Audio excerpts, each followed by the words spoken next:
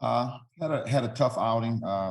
It sounded like a recording, but played a very good football team that came in and wanted to be physical. There's no question about that, and I thought they did a great job. I thought throughout that game we had some missed opportunities. Of course, I call it the green zone. When you get in the green zone, you got to take care of the football.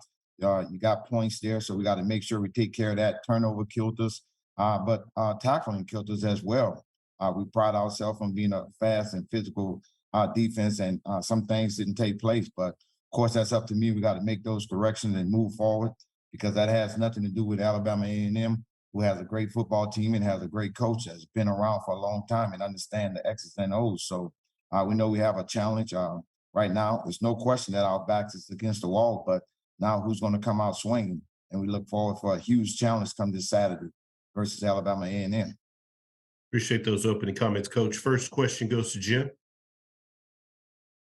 Yeah, Coach. After looking at the film, was there anything you saw that hurt y'all offensively? Was it? It looked like y'all moved the ball and hit some plays, but just not anything consistently. Did you see anything on film that changed your mind?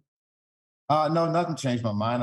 I thought, being in that green zone, when you got an opportunity to capitalize, you got to capitalize off that. And then I would miss some things that was out in the open field that could have changed the game around. So it's some things, one or two things. It's just like other coaches have said, previous coaches. This league is very, very talented, and a play here, a play there can change the whole game and put you in a bad situation. So we got to correct those things. The things we have corrected still not benefiting for us to get W's. We corrected the discipline side for us penalties, but now we just got to put the ball in the end zone, and that's what I'm a part of. Coach, I also noticed that Noah Bodden got up and warmed up a little bit. Was that because of that shot to the head that Harold Blood took on the targeting?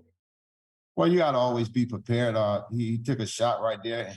It don't change. Football been like that for 100 years, and it won't change. Blocking and tackling, so it's gonna always be physical. We just was getting him prepared just in case if he had to go in. We don't want to send him in there blind, and has not warmed up. So we was just prepared and having the heads up on the sideline. Thank you.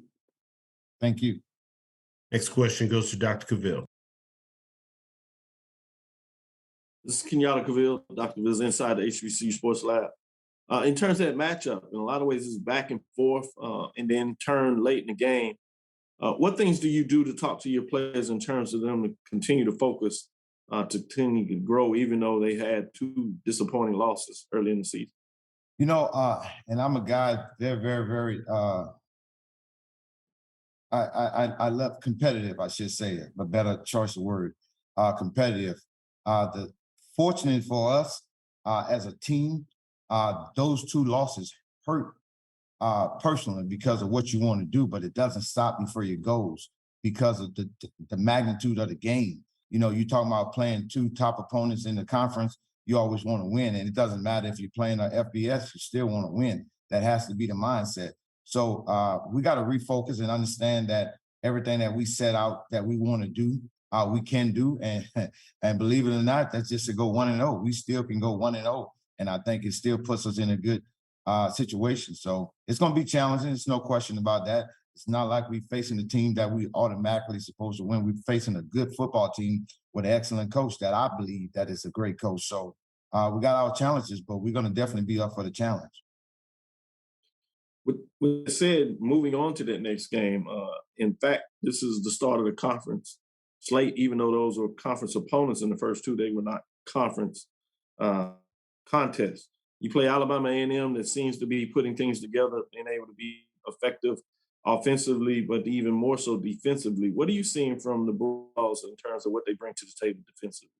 Well, when you look at their defense, they're big and fast and strong. So you can see that, and they're applying pressure and getting to the football. And you always want 11 hats to the ball. That's what you preach over and over. And then you got some guys had some takeaways. You got to always be mindful when you got several guys in your secondary have interceptions, and then you have a guy that's lead. You're talking about sacks. So all those things are very concerning. They got some players that we feel that are very, very impactful to their defense. So it's not just one guy you got to concentrate on. I think they got a unit, and that's always good for a head coach to have a unit, especially a guy that's an offensive minded guy. To have a defense that's playing to that level is always pleasing to him. Thank you, Coach. Good luck this weekend. Look forward to the match. Thank you, Doc. Next question goes to James Hill. Hey, Coach, I hope you and everybody on the Bluff are well. When you think about the health factor, health and strength, getting out of last week, moving into this weekend, what goes through your mind? Well, I mean, it's a contact sport, ain't no question about it. So we know things like that's going to happen. You're going to have your bumps and bruises. Just who can return back and who can return back to play. I think after you get to the third game of the season, there's not a person that's 100%. So you just got to know how much can you tolerate, how much can you bear, what can you do, how deep can you go down and go get it. So it's just all gut check now. What are you going to bring to the table? And my team going to bring it to the table. They're going to play. They're going to play tough. They're going to play hard. They understand the situation that we're in, but they also understand no one put us in that situation. We put ourselves. So we got to dig ourselves out of that situation. Coach Dooley, Alabama A&M comes in, Coach Maynard and his Bulldogs, but just talk a little bit about defending Mumford this weekend and playing the type of football you want to play. Well, we got to play fast and we got to play physical. I always pride myself in saying we got to play basketball on the football field. That means going up and down, and that's some of the things we got to do. And I thought we had gotten away from it. But it's not I would never point a finger at a player. That's on me. I'm the head coach. I'm the one get paid to take care of this here. So I got to get these guys moving in the direction, however I choose to do it. Thank you, sir. Have a blessed week. Thank you. You too. Last question goes to Perry. Hey, Coach Dooley. So we know how prolific you like offense and your ideas for the performance of this year Jaguars offense.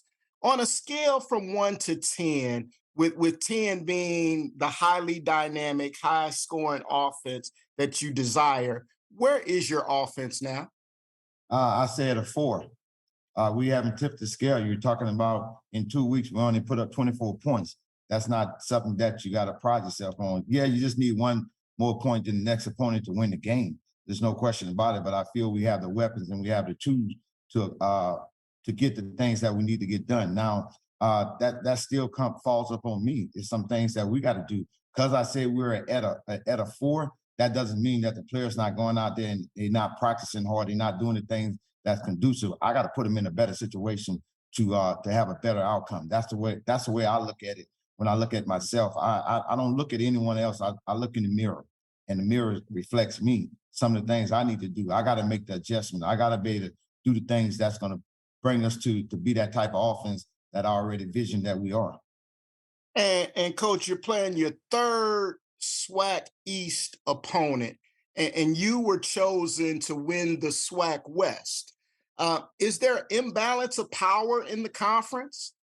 When you look at all the teams are great to me. Any team can beat any team, and it doesn't. I understand you're talking about the East, you're talking about the West. You can go for us the North and the South if you want to. You can play any team within this conference, and you better be ready to battle. Be ready to battle for 60 minutes. Because at this point in time right now, we have a great conference. We got some great coaches. We got some great players. So there's no doormat games by no means. I don't care what side you're on. You got to be ready to play. Be prepared to play for 60 minutes.